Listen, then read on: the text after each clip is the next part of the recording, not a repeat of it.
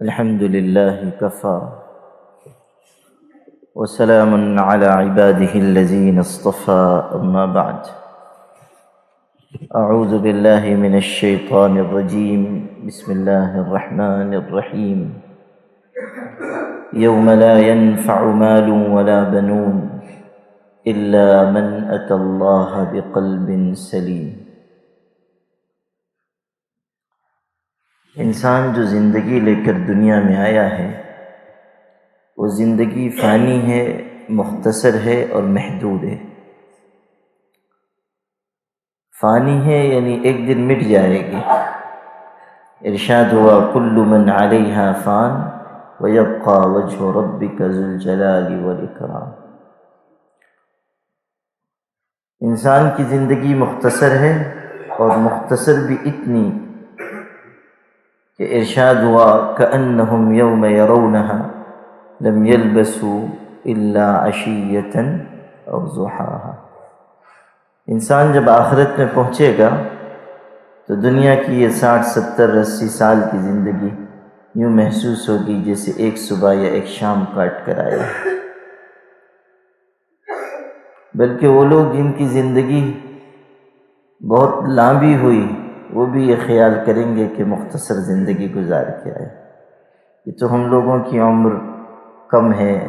حضرت صلی اللہ علیہ وسلم نے ارشاد فرمایا اعمار امتی ما بین 60 الی 70، 60-70 کے درمیان اوسط عمر اس امت کی ہے۔ لیکن پہلے زمانوں میں تو عمر خوب ہوتی تھی، 500 سال 700 سال بھی لوگ جیتے رہے۔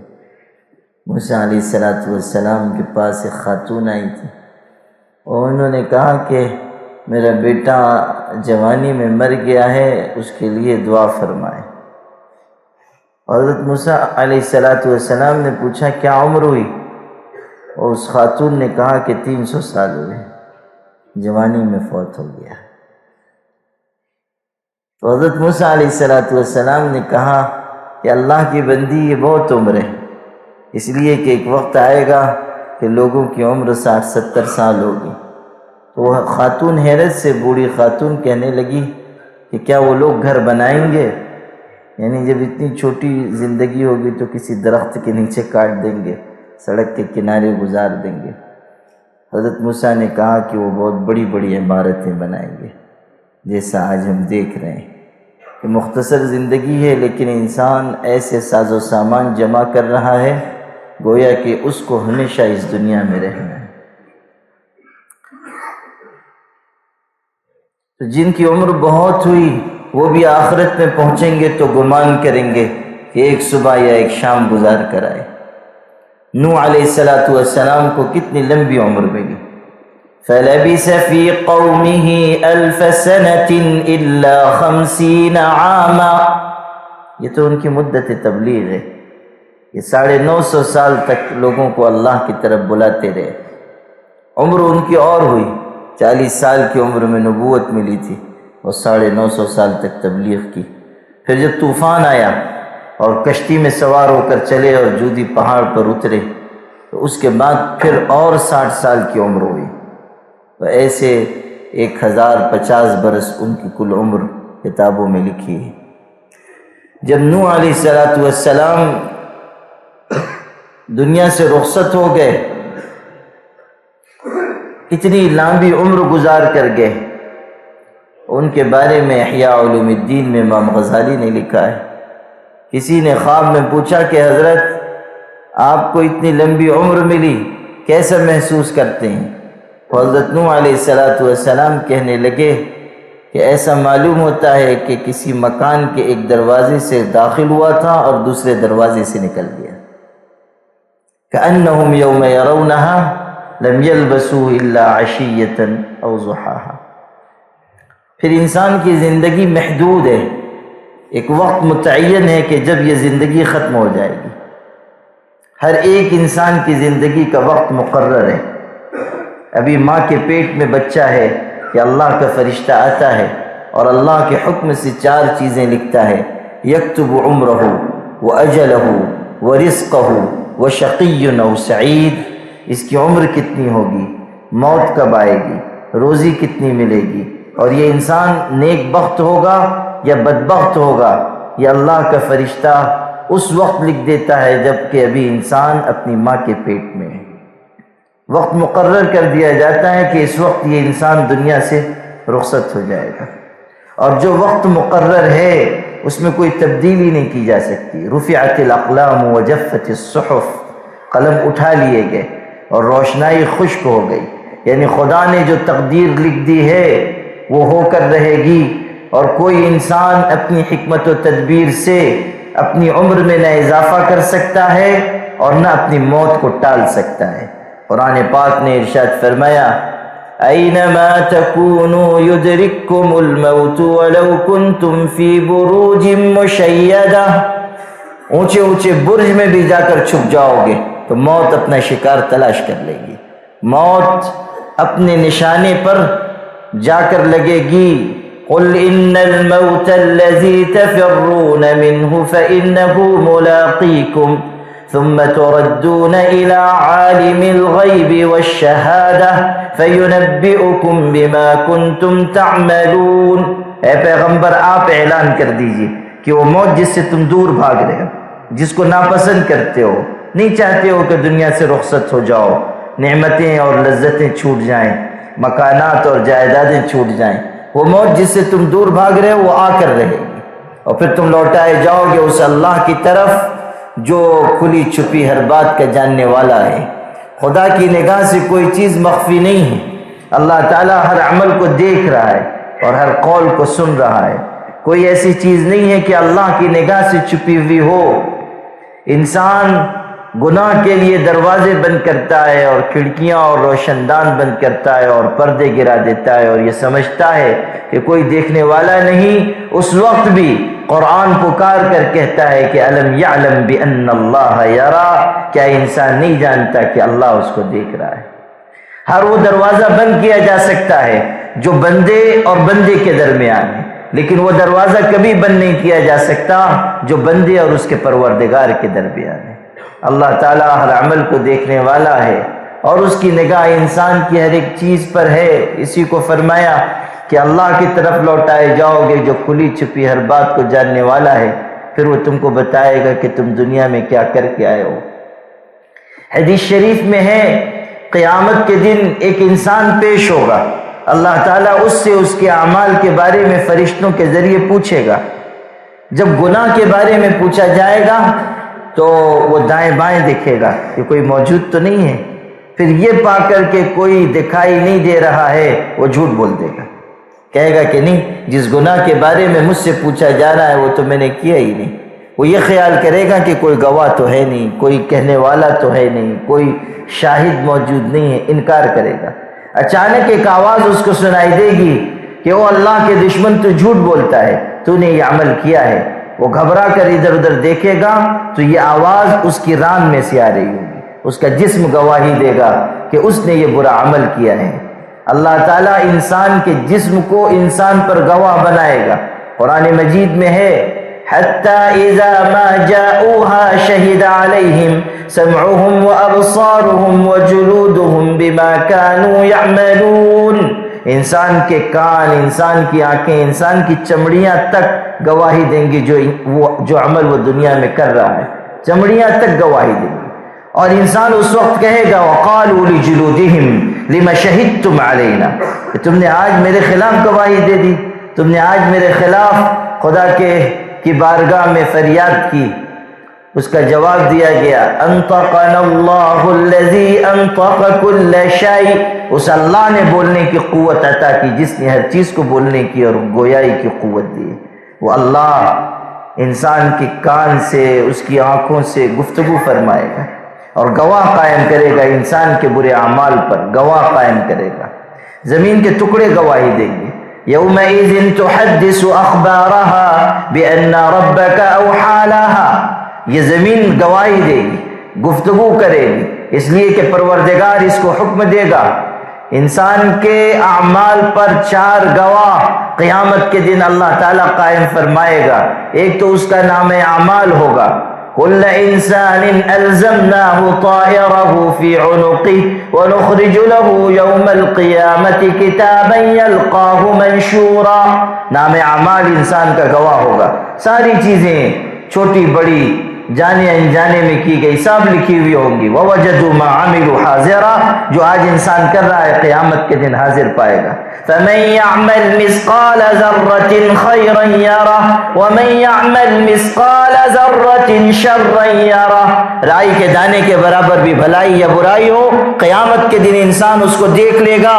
نام اعمال میں ایک ایک چیز لکھی جائے گی. نام اعمال میں ایک ایک عمل درج ملے گا. کوئی ایسی چیز نہیں ہوگی جو چھپ جائے. تو ایک گواہ نام اعمال ہوگا، اور دوسرا گواہ وہ فرشتے ہوں گے جنہوں نے عمل کرتا ہوا دیکھا ہے، وہ بھی قیامت کے دن گواہی دیں گے. ان علیکم لحافظین کراما کاتبین یعلمون ما تفعلون. فرشتوں کا ذکر ہے کہ وہ دیکھ رہے ہیں جو کچھ تم کر رہے ہو. قیامت کے دن گواہ ہوں گے. تیسرا گواہ انسان کا اپنا جسم ہوگا. جسم کے اعضاء گواہی دیں گے. جسم کی اعضاء انسان کے بارے میں کہیں گے کہ اس نے یہ کیا، اس نے یہ کیا. سورہ یاسین میں اليوم نختم على افواہہم وتکلمنا ایدیہم وتشہد ارجلہم بما كانوا یکسبون. آج زبان پر مہر لگا دیں گے. یہ جو زبان خوب بول رہی ہے قیامت کے دن بند کر دی جائے گی، اور پھر گواہی لی جائے گی ہاتھ پیر سے کہ انسان کیا عمل کر کے آیا ہے. اور انسان کے اعضاء، اس کے جوارح، وہ اللہ کی بارگاہ میں گواہی پیش کریں گے کہ اس نے ایسا عمل کیا، اس نے ہم سے ایسا گناہ کا کام لیا. مسلم شریف میں ہے کہ جب اعضاء گواہی دیں گے تو انسان کہے گا بعدا لکن وسحقا فعنکن کنت انازل، کہ تمہارے لیے دوری ہو اور بربادی ہو، تم نے آج میرے خلاف گواہی دی حالانکہ میں تو تمہاری طرف سے یہ سب کر رہا تھا. اللہ تعالیٰ کے دربار میں انسان کے برے اعمال کے یہ گواہ ہوں گے. اور چوتھی گواہی زمین کے ٹکڑے دیں گے جہاں انسان نے گناہ کیا ہے. حدیث پاک میں ہے کہ اللہ تعالیٰ زمین کو حکم دے گا کہ وہ اپنے خزانوں کو اگل دے، تو سونے چاندی کو اور جتنے مردے ہیں وہ سب کو اگل دے گی. اور اس کے بعد پھر اللہ تعالیٰ حکم دے گا کہ اب تو گواہی پیش کر. تو وہ بتائے گی کہ کس نے کس وقت کہاں کون سا عمل کیا. زمین کے یہ سارے ٹکڑے قیامت کے دن اللہ کے ہاں گواہ بن کر پیش ہوں گے. یہ 4 گواہ ہوں گے جو انسان کے اعمال پر ہوں گے.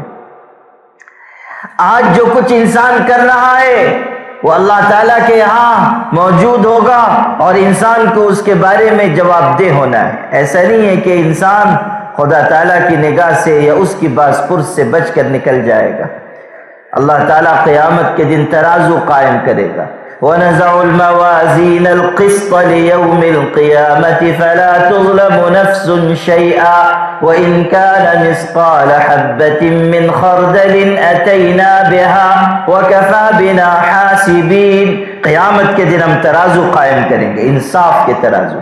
کسی پر کوئی ظلم نہیں ہوگا، کسی پر زیادتی نہیں ہوگی. تمام ترازو قائم کیے جائیں گے اور اس کے بعد اعمال تولے جائیں گے.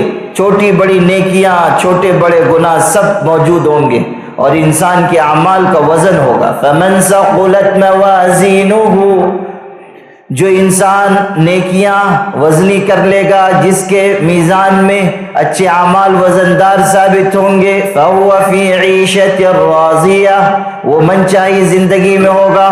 اللہ نعمتوں میں برکتوں میں رکھے گا اور ایسے انعامات عطا کرے گا کہ انسان سوچ بھی نہیں سکتا.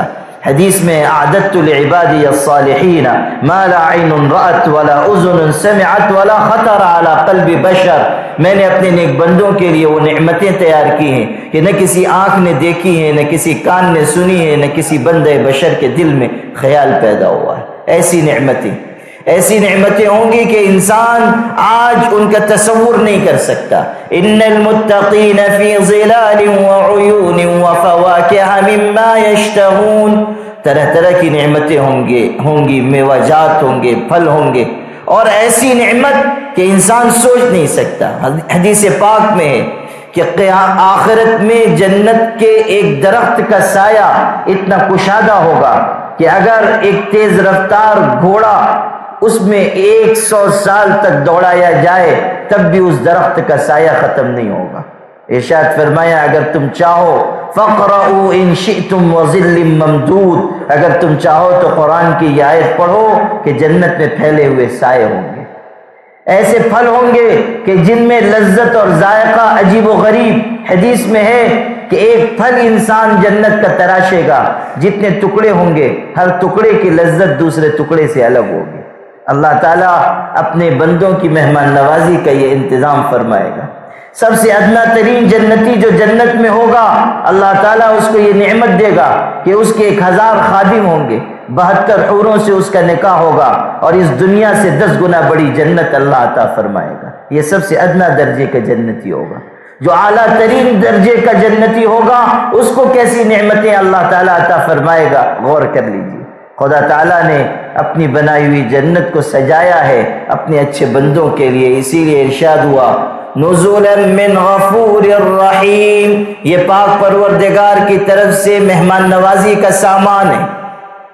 جنت میں کیسی بہترین نعمتیں، آپ سورہ دہر پڑھیے، کیسی نعمتوں کا تذکرہ کیا گیا، کیسے فضائل بیان کیے گئے، اور کیسا دلکش نظارہ جنت کا اور جنت کی نعمتوں کا بیان ہوا ہے۔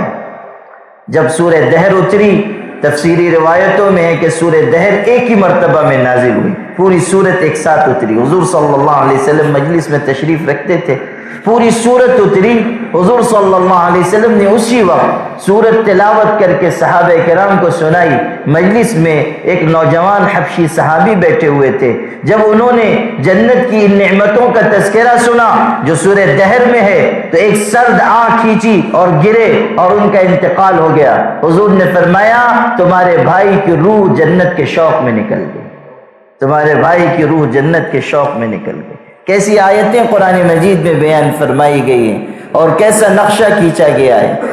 دانیۃ علیہم ظلالها وذللت قطوفها تذلیلا، اور اللہ تعالیٰ کے قرب اور نزدیکی کا کیسا نقشہ ہے۔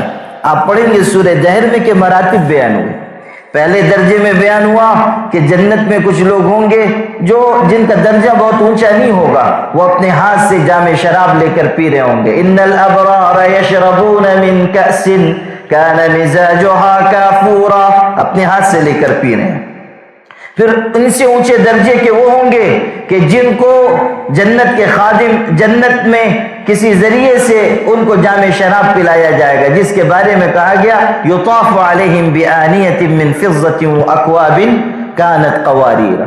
اور پھر تیسرے درجے کے ہوں گے جن کے بارے میں ارشاد ہوا کہ یطوف علیہم ولدان مخلدون، کہ بہترین خوبصورت ان کے خادم ہوں گے، ایسے کہ اذا رأیتہم حسبتہم لؤلؤا منثورا، اگر تم ان کو دیکھو گے تو یوں محسوس کرو گے بکھرے ہوئے موتی ہیں، ایسی خوبصورتی ہوگی۔ وہ خادم ان کو جام شراب پلائیں گے۔ اور چوتھی قسم جو اعلیٰ ترین جنتیوں کی ہوگی ان کے بارے میں ارشاد فرمایا وَسَقَاهُمْ رَبُّهُمْ شَرَابًا طَهُورًا، کہ ان کو خود پاک پروردگار جام شراب عطا فرمائے گا۔ یہ ان کا قرب، ان کی نزدیکی بیان ہوئی کہ وَسَقَاهُمْ رَبُّهُمْ شَرَابًا طَهُورًا، کہ یہ وہ اعلیٰ درجے کے لوگ ہیں کہ جن کو اللہ تعالیٰ خود شراب طہور عطا فرمائے گا۔ شراب طہور، جام شراب سے یہ دنیا کی شراب مراد نہیں ہے کہ انسان پی لے ہوش حواس میں نہ رہ جائے، پی لے تو معلوم ہو کہ وہ ایسی فضاؤں اور ہواؤں میں پہنچ گیا کہ جہاں تصورات کی جنت آباد ہے۔ وہ شراب پی کر نالی کے کنارے پڑا ہوا ہے، سخت قابل نفرت حالت ہے، کتا آ کے پیشاب کر رہا ہے اور ساری دھار منہ پہ گر رہی ہے، اور اس کے بعد وہ خیال کرتا ہے کہ میں جنت میں ہوں، حوریں مجھ پر گلاب جل چھڑک رہی ہیں۔ یہاں یہ انسان کا تصورات کی یہ دنیا ہے، یہ وہ خیال کر رہا ہے کہ ہم تو بہت اعلیٰ ترین نعمتوں میں ہیں۔ انسان جام شراب پی لیتا ہے دنیا میں اور کچھ کا کچھ ہو جاتا ہے، تھوڑی پی تو اپنی ریاست کا اپنے آپ کو وزیر اعلیٰ سمجھے گا، اور زیادہ پی لی تو سمجھے گا کہ مودی جی کا سگا بھتیجا ہوں، اور اس کے بعد تو پھر پیر زمین پہ ٹک ہی نہیں رہے۔ ابن الجوزی رحمۃ اللہ علیہ نے لکھا ہے کہ کسی عرب ملک کا قصہ لکھا ہے کہ وہاں کہ کوئی شخص تھا شراب پی کر نشے میں مدہوش کہیں پڑا ہوا تھا، وہ کتا آیا اور وہ آ کر اس کی اپنی زبان سے اس کا منہ چاٹنے لگا، تو قے ہوئی تھی تو وہ چاٹنے لگا. وہ کہہ رہا ہے، نشے کی حالت تھی تو کہتا ہے یا سیدی لا تفسد المندیل، کہ میرے آقا آپ اپنا رومال خراب نہ فرمائیے. یعنی وہ یہ خیال کر رہا ہے کہ کوئی بیچارہ آ کے رومال سے میرا چہرہ صاف کر رہا ہے، تو کتے کو کہتا ہے یا سیدی، خطاب بھی دیکھیے، یا سیدی میرے آقا آپ اپنا رومال خراب نہ فرمائیے. لا الہ الا اللہ. اللہ نے ہمیں وہ خوبصورت دین دیا ہے جس نے ایسی تمام مکروہ چیزوں سے ہم سب کی حفاظت کی ہے. خدا نے وہ دین ہمیں عطا فرمایا جس نے ہر ضرر رساں چیز سے ہم کو دور کر دیا. یا ایھا الذین آمنوا انما الخمر والمیسر والانصاب والازلام رجس من عمل الشیطان فاجتنبوہ. ارشاد ہوا کہ شراب، جوا اور یہ پانسے کے تیر اور یہ بتوں پہ چڑھاوے چڑھانا یہ سب شیطانی عمل ہے، ناپاک چیز ہے. اپنے آپ کو اس سے بچاؤ. آج آپ دیکھیے کہ مسلمانوں میں بھی نشے کی لت آ رہی ہے. ہمارے جوان طرح طرح کے نشے کی چیزوں کے عادی ہو رہے ہیں. ہمیں فکر مند ہونا چاہیے اور ان کو بچانے کے لیے ہمیں کوشش کرنی چاہیے. تو وہ جو جنت کی شراب طہور ہوگی اس کا اور اس خراب ترین شراب کا کیا جوڑ ہے؟ اسی لیے فرمایا وَسَقَاهُمْ رَبُّهُمْ شَرَابًا طَهُورًا. اور یہ بھی قرآن میں صاف کر دیا گیا کہ اس شراب سے کوئی نشہ نہیں ہوگا، بس ایک سرور کی کیفیت ہوگی، نہ سر چکرائے گا نہ کوئی مدہوشی طاری ہوگی. اللہ تعالیٰ ایسی نعمت عطا فرمائے گا. تو جنت میں مراتب ہیں، جنتی لوگوں کے بھی درجات ہیں. حدیث پاک میں یہ بات بھی ہے کہ اللہ تعالیٰ جنت کے لوگوں کو اپنا دیدار عطا کرے گا. ایک حدیث میں ہے کہ جب جنتی لوگوں کو نعمتیں دے دی جائیں گی اور وہ بالکل خوشحال ہوں گے، تب اللہ تعالیٰ ان سے کہے گا کہ اور کچھ چاہیے؟ وہ کہیں گے اللہ اب کیا چاہیے؟ آپ نے جو کچھ ہو سکتا تھا وہ عطا کر دیا، ہم تو بہترین نعمتوں میں ہیں، اب کس نعمت کی کمی ہے؟ اللہ تعالیٰ کہے گا ابھی ایک نعمت باقی ہے اور وہ نعمت ان نعمتوں سے افضل ہے. اب یہاں دو روایت ہیں. ایک روایت میں تو یہ ہے کہ اللہ تعالیٰ فرمائے گا، خود فرمائے گا کہ وہ نعمت میرے دیدار کی نعمت ہے. اور ایک روایت میں ہے کہ اہل جنت سے کہا جائے گا، حکیم الاسلام قاری طیب صاحب نے اس کو نقل کیا ہے کہ ایک روایت یہ بھی ہے کہ اللہ اہل جنت سے کہے گا کہ جاؤ علماء سے پوچھو کہ وہ نعمت کیا ہے. جنت میں کہا جائے گا کہ علماء سے پوچھو. میں یہ روایت ان لوگوں کو بطور خاص سنایا کرتا ہوں جن کو مولویوں سے کچھ چڑ ہوتی ہے، ان کو اندازہ ہو جائے کہ مولویوں سے پیچھا چھوٹنے والا ہے نہیں. جنت میں بھی جب ضرورت پڑے گی تو ہمارے ہی آنا پڑے گا اور ہمیں سے مسئلہ پوچھنا پڑے گا. اس لیے اس مخلوق سے کہیں چھٹکارا ہے نہیں. تو اس لیے مولویوں کو جو ملامت کرتے ہیں وہ چھوڑ دیں، ورنہ قیامت کے دن ان کے ساتھ کوئی اچھا سلوک ہونے والا نہیں. تو جنت میں بھی کہا جائے گا کہ علماء سے پوچھ لو. علماء سے پوچھا جائے گا تو وہ کہیں گے کہ وہ اللہ کے دیدار کی نعمت ہے جس کا تذکرہ ہے للذین احسنوا الحسنى وزیادہ، کہ جن لوگوں نے نیکی کی ہے ان کے لیے الحسنہ ہے یعنی جنت ہے، اور زیادہ جنت سے بھی بڑھ کر نعمت ہے. زیادہ کی تفسیر میں علماء نے لکھا ہے اس سے اللہ تعالیٰ کا دیدار مراد ہے. اللہ تعالیٰ اپنا دیدار کرائے گا اور وہ دیدار ایسا ہوگا کہ سارے جنتی ان ساری نعمتوں کو بھول جائیں گے جو اس سے پہلے ان کو عطا کی گئی ہوں گی. اور دیدار بھی اس میں بھی درجات رکھے گئے. کسی کو دیدار ہوگا مہینے میں ایک دفعہ، کسی کو 15 دن میں ایک دفعہ، کسی کو ہفتے میں ایک دفعہ، کسی کو ہر دن ایک دفعہ. اور اعلیٰ ترین جنتی وہ ہوں گے جن کو ہر لمحہ اللہ تعالیٰ کا دیدار نصیب ہوگا. اللہ تعالیٰ ہم سب کو بھی عطا فرمائے اور اللہ تعالیٰ جنت میں ہم سب کو اپنے پاک پیغمبر کی رفاقت نصیب فرمائے. میرے بھائیوں، اللہ تعالیٰ نے نیکی کا یہ انعام رکھا ہے اور برائی کی سزا جہنم رکھی ہے. اگر گناہ کریں گے، نافرمانی کریں گے، نیکیاں کم پڑ جائیں گی، برائیاں غالب آ جائیں گی. تو ارشاد ہوا وَمَنْ خَفَّتْ مَوَازِينُهُ، جس انسان کی نیکیاں کم پڑ جائیں گی، گناہ غالب آ جائیں گے، تو پھر اس کو جہنم میں جانا پڑے گا. اس کا انجام اچھا نہیں ہوگا. اس کو جہنم کی آگ کے سپرد کر دیا جائے گا اور انواع و اقسام کے عذاب مسلط کر دیے جائیں گے. جہنمی پکارے گا پانی پانی، تو قرآن کہتا ہے یغاثوا بماء کالمہل یشوی الوجوہ، ایسا کھولتا ہوا پانی پینے کو دیا جائے گا کہ چہرہ بھن اٹھے گا، انسان کا چہرہ بھن اٹھے گا. یشوی الوجوہ، انسان کو کھانے کے لیے کانٹے دار پھل دیے جائیں گے.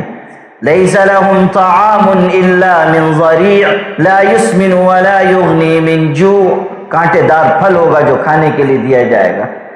حدیث پاک میں ہے کہ یہ جو زقوم کا ذکر آیا جو گنہگار کا کھانا ہوگا، ان شجرۃ الزقوم طعام الاسیم، ارشاد ہوا کہ اگر زقوم کے پھل کا کوئی ایک قطرہ زمین میں ڈال دیا جائے تو وہ ایسا کڑوا ہے کہ زمین کا سارا پانی کڑوا ہو جائے گا، زمین کا سارا پانی کڑوا ہو جائے گا۔ حضور نے اسی روایت میں یہ الفاظ ارشاد فرمائے فَكَيْفَ مَن يَكُونُ طَعَامَهُ، اس انسان کا حال کیا ہوگا جس کو زقوم ہی کھانا پڑے گا، اس انسان کی کیسی ابتر حالت ہوگی جس کو غذا کے طور پر زقوم دیا جائے گا۔ آپ غور کیجئے کہ کیسی سخت سزائیں ہیں جو انسان پر جہنم میں مسلط کر دی جائیں گی۔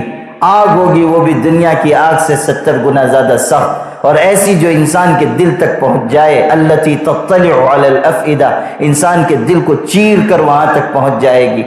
حضرت عمر ابن خطاب رضی اللہ عنہ بیان کرتے ہیں، حضرت جبریل علیہ السلام حضور کی خدمت میں آئے، انسانی شکل میں، چہرے کا رنگ اڑا ہوا ہے۔ حضور بھی گھبرا گئے، پوچھا جبریل کیا بات ہے؟ تو کہا کہ اللہ کے رسول آج جہنم کو دہکانے کا حکم ہوا تھا اور وہ دہکائی گئی، وہ منظر دیکھ کر میں گھبرا گیا۔ یہ ملائک کے سردار ہیں، 600 بازو ہیں، ایک بازو کھول دے تو زمین آسمان اس کے نیچے ڈھک جائے، اور اس فرشتے کا یہ عالم ہے کہ جہنم دیکھ کر گھبرا گیا اور حضور کی خدمت میں آیا۔ حضور صلی اللہ علیہ وسلم نے فرمایا ذرا بتاؤ کہ جہنم کیسی ہے؟ حضرت جبریل نے کہا کہ جہنم کو 1000 سال تک جلانے کا حکم دیا گیا اور وہ جلائی گئی تو سفید ہوئی، پھر 1000 سال تک جلانے کا حکم ہوا تو وہ سرخ ہوئی، پھر 1000 سال تک جلانے کا حکم ہوا اور جلائی گئی تو وہ کالی ہوئی۔ فَإِذَا هِيَ مُظْلِمَةٌ سَوْدَاء، اب وہ بہت ہی کالی کلوٹی اندھیریوں والی آگ ہے۔ وَالَّذِي بَعَثَكَ بِالْحَقِّ، اس ذات عالی کی قسم جس نے آپ کو حق کے ساتھ بھیجا ہے، اگر جہنم کی آگ سوئی کی نوک کے برابر دنیا میں ظاہر کر دی جائے تو ساری مخلوق پہ موت طاری ہو جائے گی۔ اس ذات کی قسم جس نے حق کے ساتھ آپ کو بھیجا ہے، اگر جہنم کے داروغہ فرشتوں میں سے کوئی ایک فرشتہ زمین پر جھانک کر دیکھ لے تو اس کی بدبو اور بدصورتی کی وجہ سے لوگ مر جائیں گے۔ اس ذات کی قسم جس نے آپ کو حق کے ساتھ بھیجا ہے، اگر جہنم کی زنجیروں میں سے کسی زنجیر کی کوئی ایک کڑی دنیا میں ڈال دی جائے تو 7 زمینوں کو وہ دھساتی ہوئی لے کر چلی جائے گی۔ جب یہاں تک حضرت جبریل پہنچے، حضور نے فرمایا حسبک یا جبریل لا ينصدع قلبی، جبریل اب بس کر، کہیں ایسا نہ ہو کہ صدمے کی شدت سے میرا کلیجہ پھٹ جائے۔ دنیا کے سب سے بہادر انسان نے یہ کہا، جن کے بارے میں صحابہ کہتے ہیں کہ کان رسول اللہ صلی اللہ علیہ وسلم اشجع الناس، کہ کائنات میں سب سے زیادہ بہادر اگر کوئی تھا تو محمد الرسول اللہ تھے۔ اور اس کے بعد آپ کا یہ عالم ہے کہ جہنم کی کچھ تفصیل سننے کے بعد جبریل کو روک دیا کہ آگے نہ بیان کرنا، ایسا نہ ہو کہ میرا دل پھٹ جائے۔ میرے بھائیوں، گناہ کی غفلت اور ظلمت کی وجہ سے ہمارا حال یہ ہو گیا کہ جنت جہنم کے ذکر پر بھی ہمارے دل نرم نہیں ہوتے، ہماری آنکھوں سے آنسو روا نہیں ہوتے، خوف اور خشیت ہمارے دل پہ طاری نہیں ہوتی۔ اللہ کے بندو، خدا کی طرف رجوع کرو کہ قیامت کے دن صرف اور صرف اچھے اعمال کام آنے والے ہیں۔ یہ دنیا کی شہرتیں، عزتیں، مال، اسباب، اولاد کچھ بھی نفع دینے والا نہیں۔ قرآن میں اسی لیے فرمایا یوم لا ينفع مال ولا بنون الا من اتى الله بقلب سلیم، قیامت کے دن نہ مال کام آئے گا نہ اولاد کام آئے گی۔ انسان کی عزت، شہرت، اسباب سب دنیا میں رہ جائیں گے۔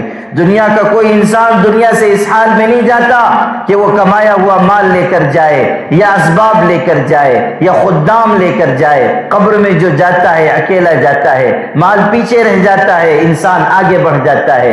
اور ایک بڑے خطیب نے، عربی زبان کے ایک بڑے خطیب نے کیسی خوبصورت بات کہی تھی کہ ان الرجل اذا هلك قال الناس ما ترك وقالت الملائکۃ ما قدم، کہ جب انسان مرتا ہے تو دنیا کے انسان یہ کہتے ہیں کہ یہ اپنے پیچھے کیا چھوڑ کر مرا ہے، اور اللہ کے فرشتے یہ کہتے ہیں کہ اس نے اپنے آگے کے لیے کیا سرمایہ بھیجا ہے، اس نے اپنے آگے کے لیے کون سے اعمال بھیجے ہیں۔ دنیا کے انسان تو یہ غور کر رہے ہیں کہ کیا مال چھوڑا، کیا اسباب چھوڑے، کتنا بینک بیلنس ہے، کتنی جائیدادیں ہیں، اور اللہ کے فرشتے یہ کہتے ہیں کہ عمل کیا بھیجا، آگے کے لیے اس نے توشہ کیا بھیجا۔ یا ایھا الذین آمنوا اتقوا اللہ ولتنظر نفس ما قدمت لغد واتقوا اللہ، ایمان والو اللہ سے ڈرو، ہر انسان غور کرے کہ اس نے کل قیامت کے دن کے لیے کیا بھیجا ہے، آخرت کی کیا تیاری ہے، ہم نے اپنی آخرت کو بنانے کے لیے کون سی اعمال کا سرمایہ آگے بھیجا ہے۔ ہر انسان تنہائیوں میں بیٹھ کر غور کرے کہ آج اگر میں دنیا سے رخصت ہو جاؤں تو میں نے اپنی اگلی زندگی کے لیے کیا سرمایہ اکٹھا کیا ہے، اللہ کے ہاں میں کیسے جواب دوں گا، اللہ کے ہاں کون سی اعمال میرے لیے انعام کا ذریعہ ہو سکتے ہیں۔ ہر انسان اپنے عمل پر غور کرے، عمل میں اخلاص کی تلاش کرے، ہر انسان غور کرے کہ آخرت کے بنانے سنوارنے کے لیے وہ کیا کر رہا ہے۔ حضور صلی اللہ علیہ وسلم سے پوچھا گیا من ازہد الناس یا رسول اللہ، اللہ کے رسول کائنات کا سب سے بڑا زاہد انسان کون ہے، سب سے بڑا زاہد انسان کون ہے؟ حضور نے فرمایا من لم ینس القبر والبلا، وہ انسان جو قبر میں جانے کو اور قبر میں جا کر مٹی ہو جانے کو نہیں بھولتا، جس کو یہ احساس ہوتا ہے کہ ایک دن مجھ پر موت آئے گی، مجھے قبر میں لٹایا جائے گا، پھر قبر کی مٹی مجھ کو کھا لے گی، قبر میں کیڑے مکوڑے ہوں گے۔ سیدنا عمر ابن عبدالعزیز صبح کے وقت اپنے ساتھیوں میں آ کر بیٹھے، درباری لگا، وہ تو خلیفہ تھے، امیر تھے، لوگوں نے دیکھا کہ آنکھیں سرخ ہیں، آنکھیں لال ہیں، رات کو سوئے نہیں، ایسا معلوم ہوتا ہے۔ ان کے ساتھیوں نے پوچھا درباریوں نے کہ حضرت کیا بات ہے، آنکھیں سرخ ہیں، معلوم ہوتا ہے کہ رات بھر آپ جاگتے رہے۔ حضرت عمر ابن عبدالعزیز نے فرمایا ہاں، بستر پر لیٹا تھا سونے کے ارادے سے، اچانک قبر کا حشر کا منظر نگاہ کے سامنے آ گیا، اس نے آنکھوں کی نیند اڑا دی۔ آپ غور کیجئے کہ جن کے دلوں میں احساس ہے ان کا یہ حال ہے۔ ایک بادی نے ان کے زمانے میں خواب دیکھا تھا، اور اس نے خواب حضرت عمر ابن عبدالعزیز کے سامنے بیان کرنا شروع کیا، کہا کہ میں نے آپ کے خاندان بنو امیہ کے فلاں بادشاہ کو دیکھا کہ پل صراط پر سے ان کو گزارا جا رہا ہے، اور اچانک وہ کٹ کر گرے اور جہنم میں چلے گئے۔ پھر میں نے ہشام ابن عبد الملک کو دیکھا، وہ بھی بادشاہ رہا، اس کو میں نے دیکھا کہ گزر رہا ہے پل صراط پر سے، اور وہ بھی کٹ کر گر گیا۔ پھر کہنے لگی کہ اس کے بعد آپ لائے گئے اور میں نے آپ کو دیکھا، بس اتنا ہی بیان کیا تھا کہ سیدنا عمر ابن عبدالعزیز ایک چیخ مار کر بے ہوش ہو گئے، ایک چیخ مار کر بے ہوش ہو گئے، اگلا جملہ سننے کی سکت نہیں تھی۔ جب ہوش میں آئے تو بادی نے کہا کہ میرے آقا آپ آگے تو سنتے کہ میں نے دیکھا کہ آپ کو اللہ تعالیٰ نے خیر و عافیت سے پل صراط سے گزار دیا ہے۔ یہ چیز ہے کہ انسان کے دل میں خوف ہو کہ جو اگلے مرحلے پیش آنے والے ہیں ہم اس کا کیسے مقابلہ کریں گے۔ من لم ینس القبر والبلا، جو قبر کو نہ بھولے، قبر میں جا کر مٹی ہو جانے کو نہ بھولے، قبر کے چوکٹے خالی ہیں انہیں مت بھولو، نہ جانے کب کون سی تصویر لگا دی جائے، کسی بھی وقت انسان دنیا سے رخصت ہو جائے گا، جانے کب کون سی تصویر لگا دی جائے۔ اور قبر میں جا کر جو احوال پیش آنے والے ہیں اس کو یاد کرے۔ حضور صلی اللہ علیہ وسلم نے فرمایا اگر تم کو قبر کا عذاب بتا دیا جائے تو تم اپنے مردوں کو زمین میں دفنانا چھوڑ دو گے۔ ایک صفت یہ بیان کی، دوسری صفت بیان کی وَتَرَكَ فَضْلَ زِينَةِ الدُّنْيَا، اور دنیا کی زائد ضرورت زیب و زینت کو چھوڑ دے۔ یہ جو ہائے مال ہائے مال ہائے مال، اسی میں ہم پریشان ہیں، اسباب جمع کرنے میں، تجوریاں بھرنے میں، یہ انسان کو قیامت کے دن کامیابی نہیں دلا سکتی، یہ چیز انسان کو قیامت کے دن کامیاب نہیں کر سکتی۔ ارشاد ہو رہا ہے دنیا سے بقدر ضرورت اپنا حصہ لو، یہ نہ ہو کہ دنیا پر مر مٹو، یہ نہ ہو کہ دنیا کے بندے بن کر زندگی گزارو۔ حضور صلی اللہ علیہ وسلم ارشاد فرما رہے ہیں دنیا میں ایسے رہو جیسے مسافر رہتا ہے یا راستہ پار کرنے والا رہتا ہے، اس طرح دنیا میں زندگی گزارو۔ کن فی الدنیا کأنک غریب او عابر سبیل، دنیا میں ایسے رہو جیسے کوئی مسافر ہوتا ہے یا راستہ پار کرنے والا ہوتا ہے۔ سیدنا ابو عبیدہ رضی اللہ تعالیٰ عنہ کے بارے میں ہے کہ حضرت عمر رضی اللہ تعالیٰ عنہ نے ان کے ہاں جب ملک شام حاضر ہوئے تھے، بیت المقدس کی فتح کے لیے گئے تھے، ان سے گہری دوستی تھی، وہ بھی عشرہ مبشرہ میں اور بہت اونچے درجے کے شخص۔ اتنے اونچے انسان تھے کہ حضرت عمر نے اپنی وفات سے پہلے فرمایا تھا کاش ابو عبیدہ آج زندہ ہوتے تو اب میں اپنے بعد خلافت کی وصیت انہی کے حق میں کرتا، خلافت کی وصیت ان کے حق میں کرتا۔ انتقال ہو گیا تھا، ایسے جملے ارشاد فرمائے جس سے ان کی عظمت ظاہر ہوتی۔ لِكُلِّ أُمَّةٍ أَمِينٌ وَأَمِينُ هَذِهِ الْأُمَّةِ أَبُو عُبَیدہ، حضور فرما رہے ہر امت کا امین ہوتا ہے، میری امت کا امین ابو عبیدہ ہے۔ جب گئے یہ دوستی تھی، حضرت عمر کا استقبال ہوا، لوگوں نے دعوتیں کی، حضرت ابو عبیدہ نے نہیں بلایا۔ ان کو بڑی حیرت ہوئی، ملک شام کے گورنر تھے حضرت ابو عبیدہ، دعوت نہیں کی۔ تو انہوں نے بے تکلفی میں کہا کہ ابو عبیدہ سب بلاتے ہیں، تم نہیں بلاتے ہو، تم تو میرے سب سے گہرے دوست ہو۔ حضرت ابو عبیدہ نے کہا آپ آئیں گے میرے گھر تو سوائے رونے کے آپ کچھ نہیں کریں گے، اس لیے میں نے آپ کو مدعو نہیں کیا، آپ آنا چاہتے ہیں بسم اللہ آپ کا گھر ہے۔ حضرت عمر نے کہا فلاں وقت آؤں گا، تشریف لائے۔ ایک چھوٹا سا حجرہ تھا ان کا بس، جس کی چھت بھی بہت نیچی تھی، یہ ملک شام کا گورنر ہے، چھت بہت نیچی، ایک ہی کمرہ، اسی میں زندگی بسر کر رہے ہیں۔ داخل ہوئے حضرت عمر رضی اللہ تعالیٰ تو دیکھا کہ کمرے میں کوئی سامان نہیں، گھر میں کوئی سامان موجود نہیں ہے، اور بے سر و سامانی کی زندگی گزر رہی ہے۔ صرف گھوڑے کی زین رکھی ہوئی ہے، اسی کو گھوڑے پر رکھ لیتے ہیں سواری کے وقت اور اسی کو بستر بنا لیتے ہیں رات کے وقت، اور لکڑی کا پیالہ ہے، کھانے کے لیے کوئی چیز موجود نہیں ہے۔